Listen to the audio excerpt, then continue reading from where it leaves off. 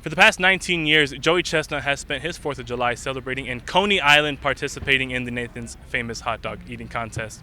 This year, after being banned from the hot dog eating contest, he finds himself here in El Paso, Texas, to take on 4 Fort Bliss soldiers in a hot dog eating contest.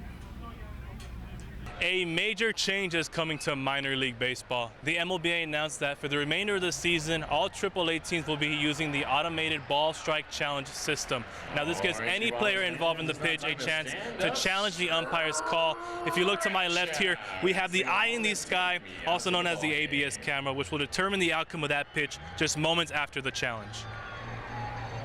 After losing 10 of its first 11 games of the season, El Paso Locomotive have parted ways with head coach Brian Clerhout and are now searching for a new conductor to lead the way.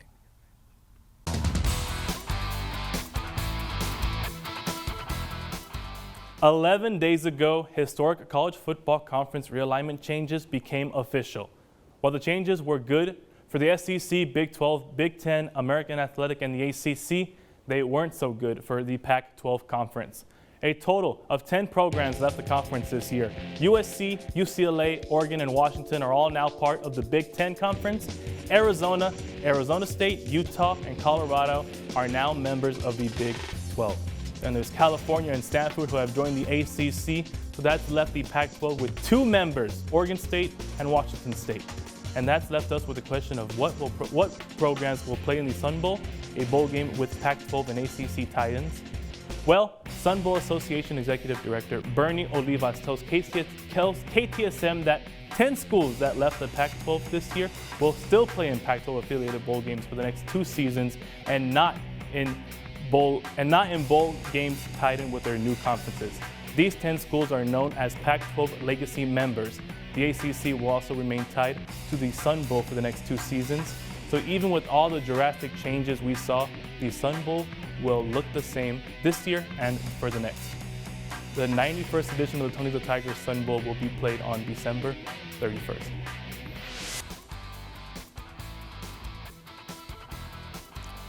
The UTEP men's basketball team has put on quite the performance in this year's Conference USA tournament. They come into this tournament as the 5th seed of the conference and have been climbing the ladder of success and taking down some of the best competition in Conference USA basketball.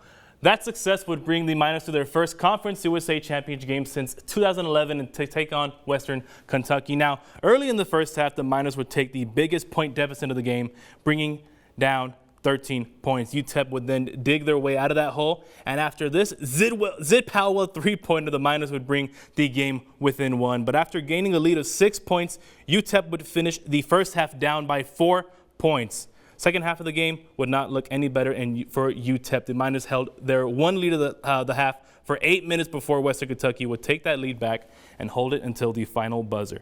Western Kentucky will become the new Conference USA tournament champions, beating UTEP 78-71. This fan base has been splintered for about the last decade, in my opinion, when you really look at the history of it, you know. And what I think this team did the last 3 days is they united this fan base.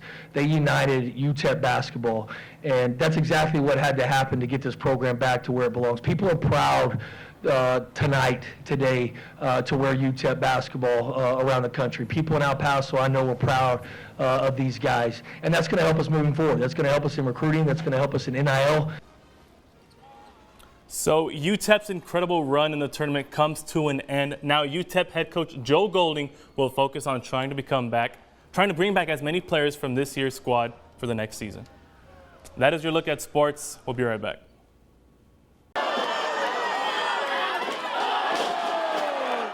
For many Hispanic families, Lucha Libre Wrestling was an escape from reality and a fun event the whole family could enjoy. So El Taco H owner Raul Enciso wanted to bring this nostalgia to the Denton community. So wrestling was at the end of the week after a tough week where we had to go to school. You know, parents had to go to work all day. Wrestling was something that brought all of us together. Just sitting there and watching the wrestling, fighting the wrestlers and cheering for them, eating homemade food. It was just a family event. This is the second Lucha Libre event Enciso has hosted and brought the event back to celebrate Mexico's Independence Day. So a lot of them were kind of like, it's just another, Denton event. And the more they come to a restaurant and realize that, we're a Mexican-owned restaurant and we're trying to stay truly authentic to the culture, they're more receptive. We have a lot more Latino people reach out to me about tickets this time around. And the person we use has been very big in the Latino community for wrestling. So he also does promo and social media pushes our event out. The wrestling event has been a huge celebration of Mexican culture, and the residents of Denton love it, selling out tickets both times. The people here in Denton, they wait till the last minute. Like the first time we were panicking because I was like, hey, man, we still have 80% tickets left. And the last 2 days, people bought it. And at the door, people were asking for tickets at the door. They were sold out. Oh, really? So same thing this time. It was like we sold about 50% since we released them last month. And then the last 48 hours, just people sold out, bought them all. Offering tacos and snacks throughout the night, El Taco H gave the audience a night to remember.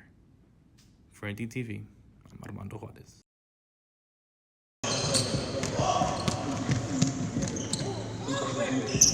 The UNT women's club basketball team is in their second semester as a club after a brief disappearance. Current team president Sanita Abbasi brought the club back and has built it from the ground up. I think the president just gave up and then didn't pass the position on, and then other girls just didn't want to start the club up, so nobody ever started up, and then we just never had a club. I mean, we had a club, but I don't know how long they didn't go. They went without having a club. I think it's been a while, yeah. After officially getting the club back in action, finding a team and spreading the word was the next challenge for Sanita. I'm not gonna lie, it was really hard at first. It still is a little challenging because it's hard to find women that play basketball, but I started posting flyers, so I made a little template on Canva, and then I used to stay in Kerr, so I would put it on the walls. And then I made an Instagram with the board team, and we basically just spread the news. It's basically just spreading the word through people and social media. The team continued to grow and has a total of 15 active players on the roster, including freshman guard Marissa Brewer. It's been really fun because I played basketball in high school all 4 years, so it's cool to keep continuing that, and I get to keep up my hobby. Do a good job of having inside jokes with each other and just trying to have that chemistry, so we laugh a lot, and that helps with on and off the court. So yeah. The team holds fundraisers to raise money for their equipment, uniforms, and travel costs to go out of town for the games and tournaments. We did a fundraiser last year to make some money for the club, and it was really fun. We actually did it outside the rec, and we had people come and pie us in the face. It was funny. Even though it's a lot of work to hold the team together, having the team is a high reward. But I love what I do. It's fun. I really like getting people together and talking to people, motivating them to come out, be the best version of themselves. But for the most part, it's not too much. I mean, it's a lot of work, but it's worth it at the end. For NTTV, I'm Armando Juarez. For students who want to play in a competitive basketball league, look no further than the UNT Men's Basketball Club. The club travels out of town and competes against other universities and students. Whether it's a single game or participating in tournaments, the club team gives players a competitive atmosphere to play in. Team President Edwin Harris talks about his time with the team over the years. Oh man, I've had a lot of really good experiences since joining the club basketball team. We go out and travel a lot, so we'll have a lot of fun, turn up at night, but we'll always make sure that we're ready for the game, of course. And we just love getting to be with people that we've really grown to become friends with, just outside of playing basketball and stuff. So. The club is open to any student who wants to try out for the team and is willing to fit both school and basketball into their schedule. Player Leroy Ohehe talks about those sacrifices. It takes a lot of commitment because at the end of the day, we're in this to win. We want to win regionals, we want to win nationals. So it takes a lot of commitment, and you have to have good schedule planning so you can have time to get your education in and also have time for us to grow as a team and practice and get better every day. Right now, the team is in the pre-season point of fall, but will be ready to play when the springtime is here. For NTTV, I'm Armando Juarez.